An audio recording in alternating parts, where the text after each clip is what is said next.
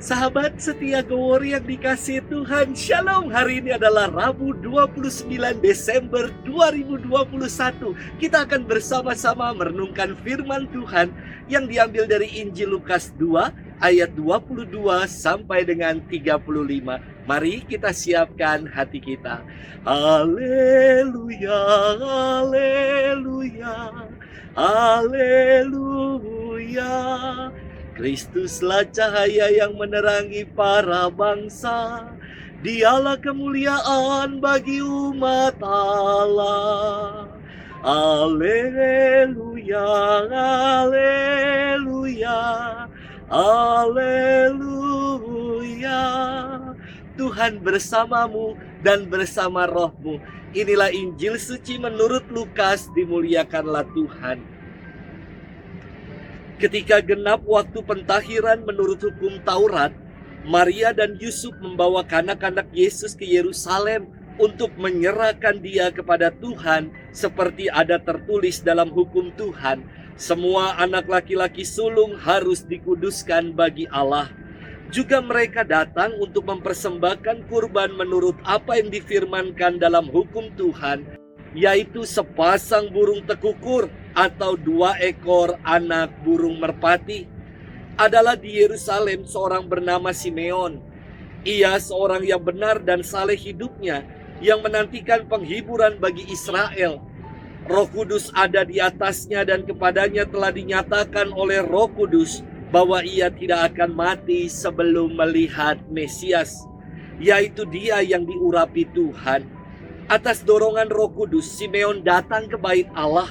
Ketika kanak-kanak Yesus dibawa masuk oleh orang tuanya untuk melakukan apa yang ditentukan hukum Taurat, Simeon menyambut anak itu dan menatangnya sambil memuji Allah, katanya, "Sekarang Tuhan, biarkanlah hamba-Mu ini pergi dalam damai sejahtera sesuai dengan firman-Mu, sebab mataku telah melihat keselamatan yang daripada-Mu, yang telah Engkau sediakan di hadapan segala bangsa, yaitu terang yang menjadi pernyataan bagi bangsa-bangsa lain dan menjadi kemuliaan bagi umat-Mu Israel."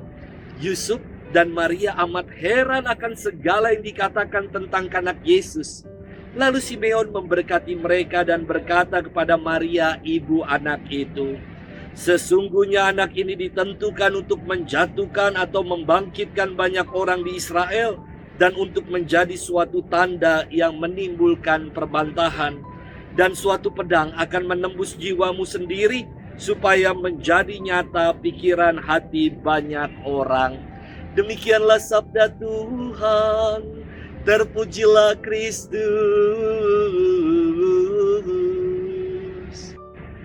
Sahabat setia Gowori yang dikasihi Tuhan, Shalom.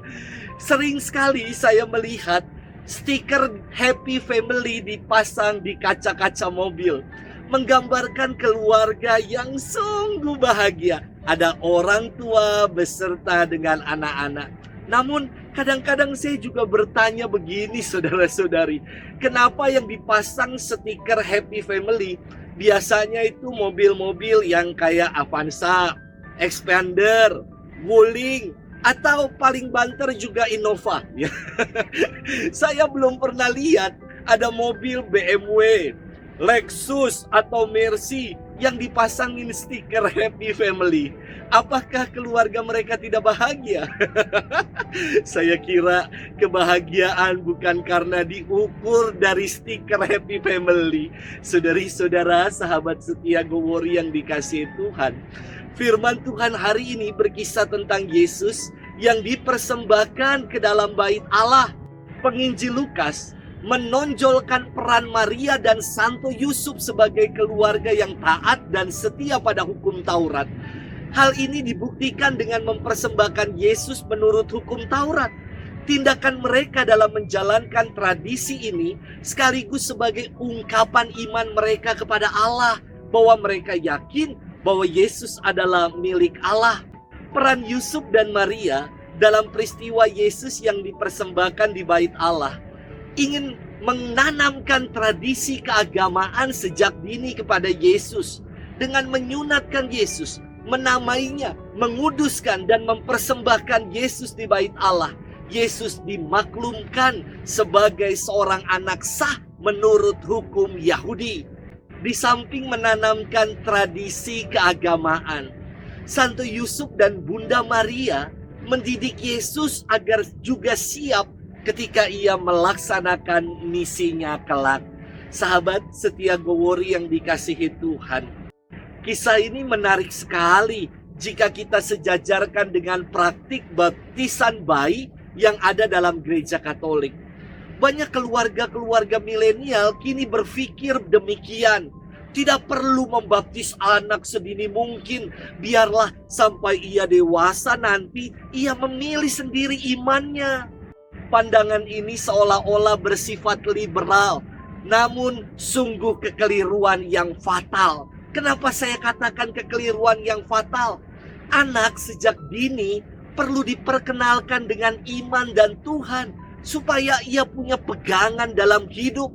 Janganlah kita terkecoh seolah-olah dengan memberikan sakramen baptis kepada anak-anak kita, kita merampas kebebasan asasi anak-anak untuk beriman. Sahabat setia Gowori yang dikasihi Tuhan, anak-anak atau bayi belum bisa memilih yang terbaik untuk dirinya.